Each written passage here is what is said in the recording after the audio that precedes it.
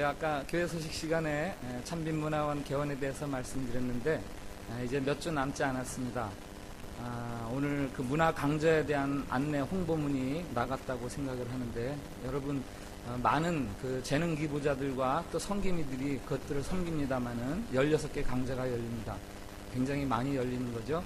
그러나 거기에 포함되지 않은 분들 이거는 뭐 나는 섬길 일이 별로 없네 그렇게 하시면 안 되고, 이 참빈문화원 개원이 제가 바라고 소원하는 바는 이 교민사회에 아주 신선한 센세이션을 일으키는 거예요. 야, 이런 거였구나. 그냥 뭐 참빛교회가 뭐 한다 그래서 그냥 다른 교회가 하는 거 그냥 하나 더 하는 줄 알았더니 요즘 되게 특별하네, 이런 느낌이 들 수 있도록 그렇게 온 성도들이 나서 주셔야 되고, 그러기 위해서는 우리 모두가 다 참여해야 되는 일이 있는데 강좌 참여해요. 뭐 여러분들에게 야, 나 이거 꼭 들고 싶다 이런 마음이 없어도, 꼭 듣고 싶다 이런 마음이 없어도 일기니까 그 강좌의 성황을 위해서 내가 일주일에 요 시간만큼은 헌신해야지 하는 마음으로 여러분들 강좌에 꼭 1인 1강좌씩 수강을 해주시고, 그리고 또 하나 해야 될 거, 홍보를 많이 하는 겁니다. 교민사회에 참빈문화원에서 이번에 16개 강좌 있는데 안 들으면 손해야, 공짜야 그러면서 많이 홍보해 주세요. 그래서 한 사람이 꼭 수강생 한 명씩 데려올 수 있도록. 나는 수강생 데려올 수 없어요. 그런 사람 손 들어보세요. 난 이거 교회에서 하는 일이니까 나는 수강생 안 데려올 거야, 이런 사람 일어나세요. 없어요? 그러면 최소한 수강생 다 모으면 이 정도는 되겠네, 그죠? 이게 그냥 모양만 좋으라고 이렇게 개원하는 게 아니라 정말 이 영적인 바람이 불기 위해서, 참빛 교회가 이전하면서 영적인 바람이 불기 위해서 문화원을 통해서 먼저 주의 길을 예비하는 그런 바람이 불어야지 되고, 그러려면 여러분들이 가만히 앉아 계시면 안 되죠. 그렇다고 지금 안 할 사람 그래서 일어나라는 얘기가 아니라 다들 이 일에 나서주세요. 이제 한 2, 3주밖에 안 남았습니다. 그래서 여러분들을 통해서 정말 참빈문화원이 새로운 그동안에 어떤 교회에서 뭐 다른 교회들을 폄하하는 거 아니에요. 많은 교회들이 이런 강좌 저런 강좌 많이 하는데 참빛이 좀 다르구나, 그거를 위해서 지금 많이 애쓰고 있어요. 여러 사람들이 애쓰고 있습니다. 그러나 가장 중요한 것은 여러 성도님들의 협력이니까 꼭 그렇게 해주시고. 자, 오늘 우리에게서 하나님의 말씀 보겠습니다. 요한복음 20장 19절부터 23절 말씀입니다. 제가 가진 성경 183페이지, 요한복음 20장 19절부터 23절까지 말씀.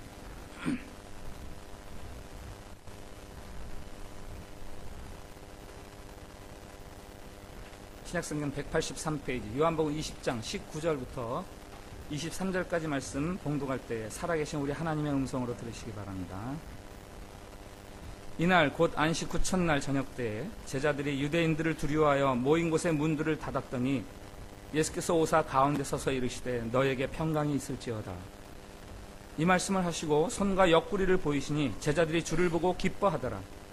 예수께서 또 이르시되 너에게 평강이 있을지어다. 아버지께서 나를 보내신 것 같이 나도 너희를 보내노라.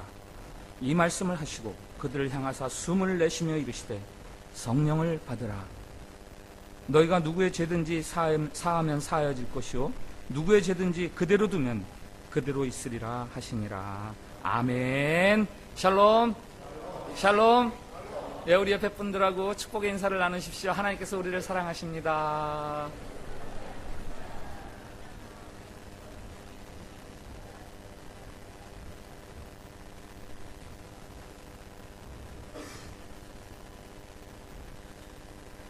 종교개혁자 루터가 남긴 일화가 여럿 있는데 그 중에서 한 가지 일화를 소개해드립니다. 종교개혁 운동을 벌이는 루터가 이제 많이 힘에 부치고 지치고 어렵고 해서 이제 이렇게 침체된 그런 상황이 있었습니다. 의기소침해지고 무력해지고 우울해지고, 그러던 어느 날 그의 부인이 장례식에 참여하는 복장으로 루터 앞에 나타났습니다. 루터가 묻습니다. 아니, 누가 죽었습니까? 네, 아주 중요한 분이 돌아가셨습니다. 누가 돌아가셨는데요? 하나님이 돌아가셨습니다. 아내의 말을 듣고 루터가 의아해서, 아니 하나님이 돌아가시다니 무슨 얘기예요? 당신을 보니까 하나님이 돌아가신 것 같아요. 당신을 보니까 당신이 믿던 하나님 돌아가신 것 같아요. 하나님이 살아계시다면 당신이 어찌 그리 힘이 없이 그렇게 침체돼서 그렇게 살아가겠습니까? 당신을 보니 하나님이 돌아가신 것 같아요. 루터가 망치로 머리를 얻어맞은 것 같이 큰 충격을 받고 새로워졌다라는 그런 이야기가 있습니다. 미국의 영성신학자 유진 피터슨 교수에게 기자가 물었습니다. 영성생활을 하는 유명한 세계에 손꼽히는 그런 신학자니까 물은 거죠. 하루를 시작하실 때 어떻게 시작하십니까? 피터슨 교수님이 대답합니다. 저는 처음 일어나면 커피를 끓입니다. 그리고 그렇게 이야기합니다. 예수께서 부활하셨다. 유진 피터슨 교수님은 훌륭한 위대한 영성신학자인데 매일매일을 부활하신 예수님과 같이 동행하면서 그렇게 살아간다라는 말을 하고 있습니다. 오늘 설교 제목이 예수님의 부활입니다. 마태, 마가, 누가, 요한 사복음서의 기자들은 공히 예수님을 소개하면서 마지막 결론으로 예수님의 부활에 대해서 증언하고 있습니다. 우리가 쭉 보고 있는 요한복음도 마찬가지입니다. 요한도 마지막 20장, 21장 두 장에 걸쳐서 예수님의 부활에 대해서 우리에게 증언하고 있습니다. 예수님의 부활, 그 사건이 여러분에게는 무슨 의미가 있습니까? 예수님의 부활, 그 사건이 여러분의 일상생활에 어떤 관련이 있습니까? 부활하신 주님은 능력의 주님이십니다. 그가 사망의 권세를 깨뜨리시고 지옥의 문을 여시고 그리고 부활의 첫 열매가 되셨습니다. 그는 능력의 주님이세요. 부활의 주님은 소망의 주님이십니다. 그가 부활하심으로 이제 그를 믿는 모든 자들이 그와 더불어 부활할 것을 약속하시고 꿈꾸게 하시는 소망의 주님이십니다. 우리 부활하신 주님은 능력의 주님이시요 소망의 주님이시요 영광의 주님이세요.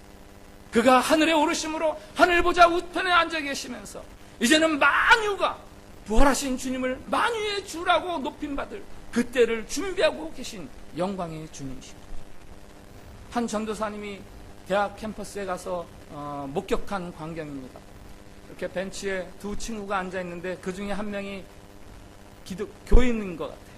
옆에 친구에게 얘기합니다. 야, 예수님이 십자가에 못 박혀서 죽으셨다가 내 죄를 위해서 다 용서하시고 사흘 만에 다시 살아나셨어. 그 말을 듣고 옆에 친구가 막 깔깔깔 웃는 거야. 야, 너 그걸 믿냐? 그러니까 그 얘기를 했던 친구가 머리를 극적극적 하면서 하긴 좀 그렇지.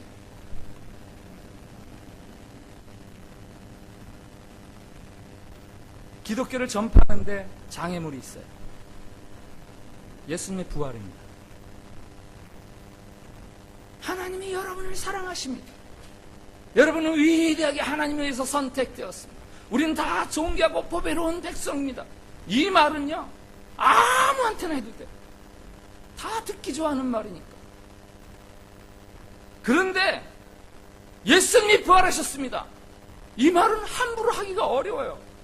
아니, 심지어는 교회를 다닌다는 우리조차도 예수님이 부활하셨습니다라는 고백을 쉽게 하기가 어렵습니다.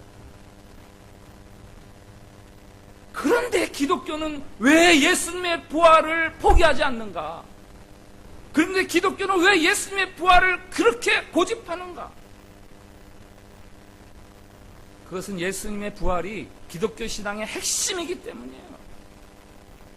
차라리 예수님의 부활을 제거해버리면 기독교가 더 많이 퍼져갈지 모르지만 그 부활이 없으면 기독교는 더 이상 기독교가 아니기 때문에. 사도들이 예수님을 증언하는 이야기를 들어보십시오. 당신들이 죽인 나사렛 예수, 그가 다시 살아나셨다. 우리가 이 일의 증인이로다.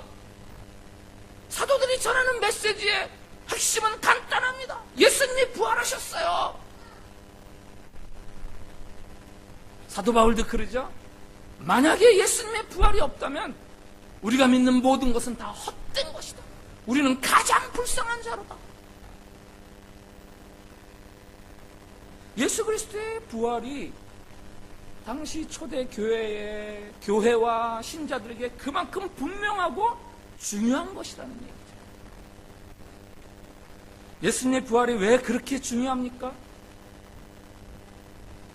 예수님의 부활은 오늘 사는 우리에게 어떤 영향을 미칩니까? 오늘 본문을 통해서 그것에 대해서 함께 살펴보려고 합니다. 먼저 첫째, 예수님의 부활은 슬픔을 당한 자에게 위로를 주십니다. 특별히 주님을 사랑하다가 슬픔을 당하는 사람들이 있어요. 그들에게 한없는 위로가 됩니다. 한번 따라해 주세요. 슬픔 당한 사람들에게 위로가 됩니다. 슬픔 당한 사람들에게 위로가 됩니다.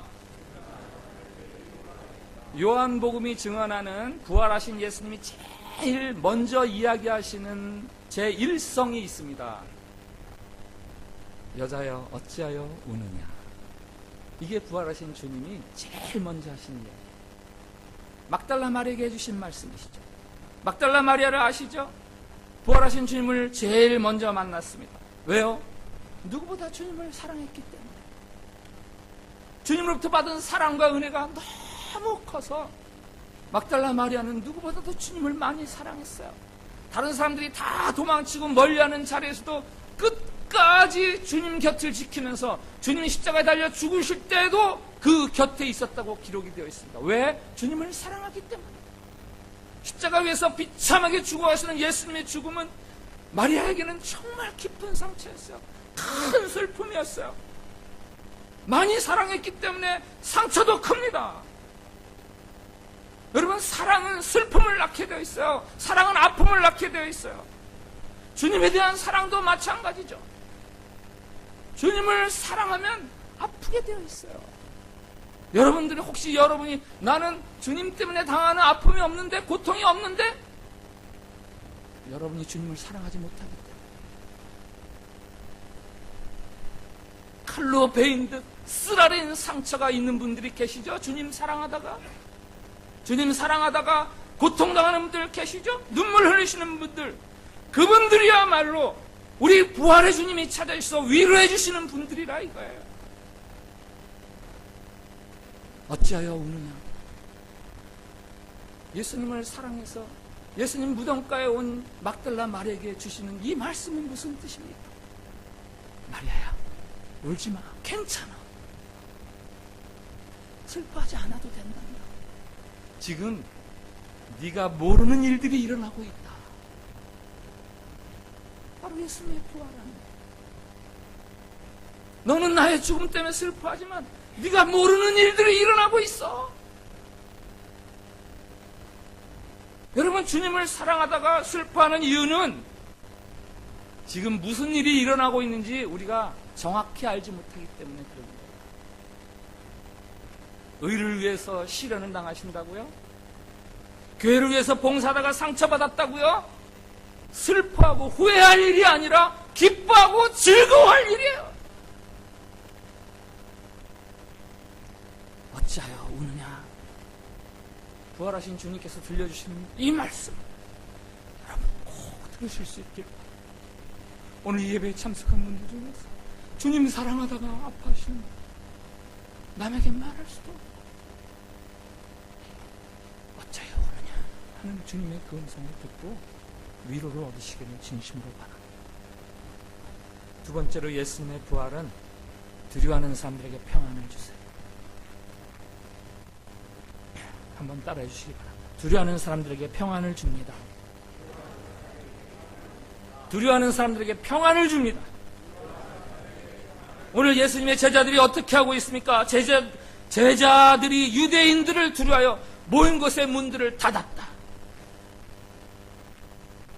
그들은 예수님을 따르다가 절망에 빠졌어요. 앞이 캄캄한 그런 미래 앞에 서 있습니다. 허탈하고 두렵습니다. 너도 저 나사렛 사람과 일행이 아니냐?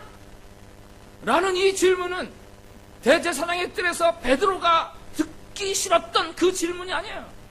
베드로만이 아니라 지금 11제자 모두가 이 질문이 겁납니다. 너도 그의 일행이지? 그게 두려워서 다 문을 닫고 있는 거예요. 곧 잡혀 죽을 것만 같습니다. 여러분 중에 이 제자 같은 분들이 계십니까? 신앙생활이 갑자기 두려워지시는 분들, 신앙생활 때문에 내가 낭패를 보는 거 아닌가? 아이, 신앙생활하는 거 이거 손해보는 장사 아니야? 예수님 날 속였잖아. 성경 말씀대로 되는 게 어디 있어? 바로 그런 분들을 위해서 우리 주님께서 부활하십니다. 부활하신 예수님이 제자들에게 오늘 본문에서 2번이나 거듭해서 말씀하십니다. 너에게 평강이 있을지어다. 너에게 평강이 있을지어다. 부활하신 두려움을 평강으로 바꿔주시죠. 그리고 오늘 그 부활하심을 만난 제자들이 오늘 20절에 보니까 제자들이 주를 보고 기뻐하더라.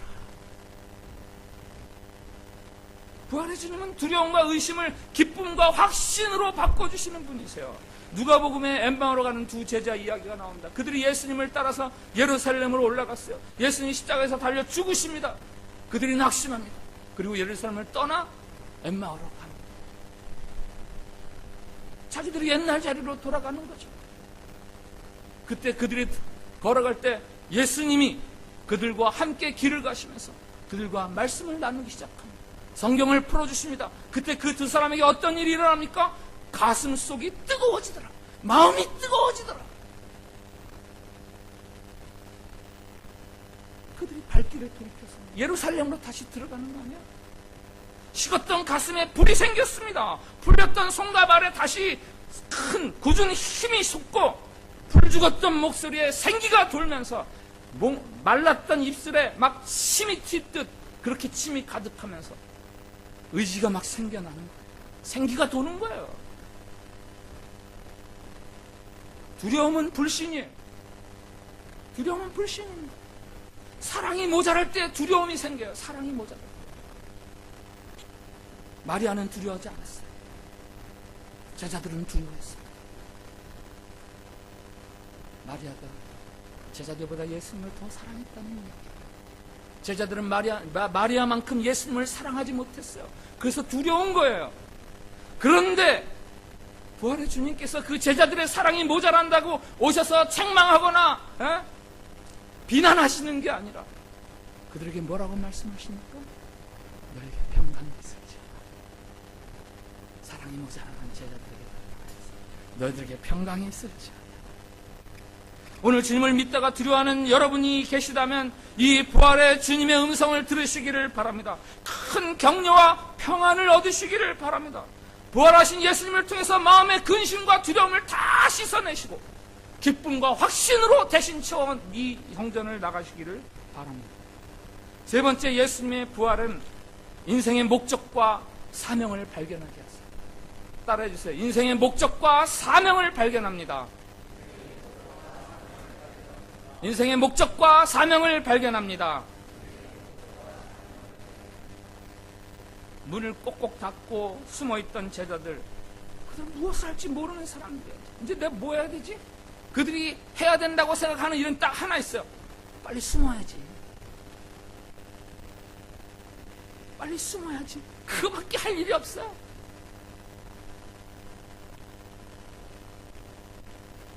시골로 내려가던 2 제자도 마찬가지죠. 자신들이 할 일을 잃었습니다. 삶의 의지나 의미를 다 상실했어요. 아무렇게나 내가 해봤지만 않으면 돼요. 오늘 21절에서 부활하신 예수님이 그들에게 말씀하세요.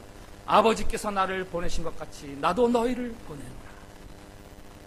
아버지께서 나를 보내신 것 같이 나도 너희를 보내노라. 부활하신 예수님이 우리가 보냄받은 자로 살기를 원하셔서 우리를 보내주시는 거죠. 사도라는 말이 있어요. 사도라는 말의 원래 뜻은 보냄받은 자, 이런 뜻이에요. 예수님의 12 사도거죠. 보냄받은 자. 선교사, 영어로 뭐죠? 미셔너리예요. 미셔너리. 미션, 사명, 목적, 그것과 관련된 삶을 살아가는 사람들, 그 사람들이 선교사들이다. 그래서 미셔너리다 이렇게 이야기하는 거죠. 부활의 주님은 우리 모두가 사명과 목적을 발견하게 하고 선교적인 삶을 이 땅에서 살아가게 하시는 거예요. 주님은 지금 여러분의 모습 그대로를 사랑하십니다. 그러나 주님이 원하시는 것이 있어요. 여러분들이 변화되기를 원하세요. 여러분들이 그대로 있기를 주님은 원하지 않으세요. 사랑합니다. 그러나 여러분이 변화되기를 원하세요. 얼마 전에 자유를 위한 반가운 초대 시리즈 설교 6주 동안에 걸쳐서 했는데 그 마지막 주 설교 제목이 혹시 기억나십니까? 새로운 사명을 향한 도시, 새로운 사명을 향한 자유, 새로운 사명을 향한 자유. 요한복음 21장에 나오는 베드로를 두고 드린 말씀이었습니다. 부활하신 예수님이 베드로를 찾아가서 말씀하십니다. 내가 나를 사랑하느냐? 내 양을 쳐라. 내가 나를 사랑해? 내 양을 먹여. 사명을 잃어버리고 옛 일터로 돌아가서 고기 잡던 베드로, 밤새 헛구물질하던 어부, 그에게 주님이 할 바를 주시는 거예요. 내 양을 먹이라. 오늘 본문에 예수님 말씀하세요. 너희가 누구의 죄든지 사하면 사해질 것이요 누구의 죄든지 그대로 두면 그대로 있으리라. 여러분, 이 말씀을 들으면 비슷한 성경 구절이 생각나지 않으세요? 예수님이 아주 비슷한 말씀을 하신 적이 있으세요. 내가 천국 열쇠를 내게 주리니 내가 땅에서 무엇이든지 매면 하늘에서도 매일 것이요 내가 땅에서 무엇이든지 풀면 하늘에서도 풀리리라. 베드로에게 하시던 말씀. 베드로가 주는 그리스도시요 하나님의 아들이시니다 라고 고백할 때 그에게 내가 나의 교회를 세우리라 하면서 주셨던 그 말씀이 오늘 부활하신 주님이 제자들에게 주시는 말씀과 거의 동일한 말씀이에요. 부활하신 예수님이 우리에게 주시는 사명은 교회를 세우는 일입니다. 교회를 세우는 일. 빌딩을 세우는 일이 아니라 복음 전파를 하는 것.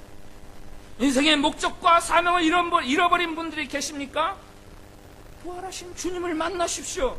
특별히 복음 전파의 사명을 소멸하신 분들이 계십니까? 부활하신 예수님을 만나십시오. 식어진 가슴에 불을 당기고 싶다면, 행한 가슴이 뭔가로 열정으로 가득 찬 삶을 살고 싶다면 부활하신 예수님을 만나십시오. 네 번째로 예수님의 부활은 사명을 감당한 능력을 주세요. 한번 따라해주세요. 사명을 감당할 능력을 주십니다. 능력에다가 액센트를 줘서 사명을 감당할 능력을 주십니다. 예수님이 제자들에게 숨을 내쉬시면서 말씀하세요. 성령을 받으라. 성령을 받으라. 이 말씀을 누가는 사도행전에서 보다 구체적으로 이야기하죠. 성령이 너희에게 임하시면 너희가 뭐를 받고? 권능을 받고 내 증인이 되리라. 성령이 너희에게 임하면 너희가 권능을 받고 내 증인이 되리라. 주님께서 제자들에게 숨을 내쉬 성령을 받으라. 무슨 이야기입니까? 사역을 감당할 사명자로서 살아갈 능력을 주시겠다는 거죠. 그리고 성령을 보내주셨습니다. 여러분을 향한 하나님의 목적을 이룰 만한 힘이 없으십니까? 힘이 모자라십니까? 의를 따라서 살아갈 힘이 모자라십니까? 복음 전파의 능력이 없어서 고민하십니까? 부활하신 예수님을 만나십시오. 복음 전파를 위한 능력이, 그 권능이 부활의 주님으로부터 제자들에게 그리고 우리들에게 임하는 거예요. 부활의 주님을 만난 제자들은 모든 능력 있는 복음 증거자들이 되었어요. 그들이 말씀을 전파할 때 3,000명씩 회개하는 역사가 일어나는 거예요. 성령을 대신하는 말이 하나 있어요. 신약성경에서 소개하는 두나미스. 이 말이 무슨 뜻인지 아세요? 두나미스. 여기서 다이너마이트라는 단어가 나왔어요. 능력이라는 뜻이에요. 능력. 저는 어릴 때 돌산 밑에 있는 피난민 수용소 가까이서 살았습니다. 학교를 가다 보면은 막 막아요. 못 가게. 왜 그런가? 돌산에다가 다이너마이트를 설치하고 꽉! 그러면요, 그 바위산의 모양이 바뀌어요. 100년, 1000년 갈 것 같은 바위산이 다이너마이트 때문에 모양이 변하더라고요. 성령의 능력이 바로 그런 거예요. 부활하신 예수님을 만나면 폭발적인 힘을 얻습니다. 부활하신 예수를 만난 바울은 능력 있는 전도자로 살게 되는 거예요.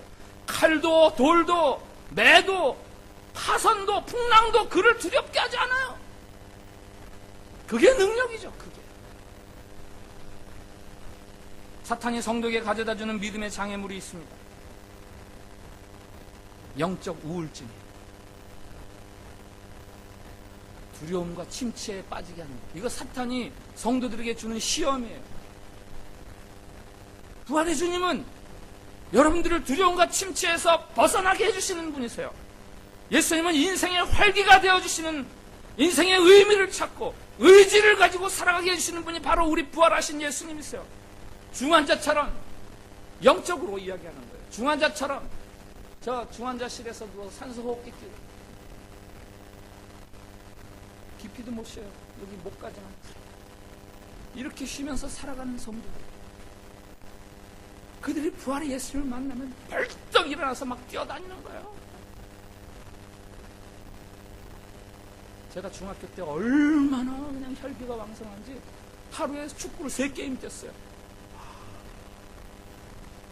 그 혈기를 감당 못하겠다. 그 삶의 에너지를 감당 못하겠다. 축구 선수 계신데